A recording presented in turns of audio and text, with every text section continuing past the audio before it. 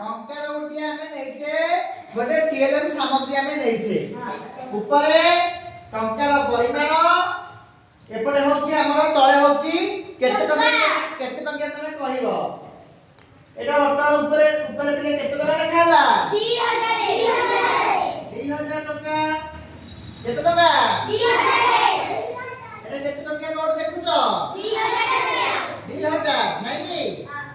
আচ্ছা মতে কহিলো উপরে এটা কত টাকা লেখা হলা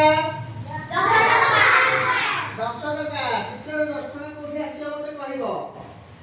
হেই এটা কত টাকা 10 টাকা अच्छा ऊपर कहलो एटा केते टका आसीला 100 टका चित्र कोठी आसीबो 100 टका मते कहबो आसीला 100 टका नाइ की ऊपर लिखलो ए केते टका 200 टका ओडी 200 टका मते कहलो आसीला 200 टका एटा ऊपर लिखलो केते टका लिखा हला 1000 टका 1000 टका कोठी आसीबो मते कहबो आगे एउटा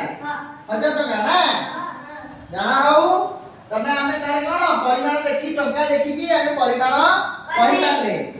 धन्यवाद।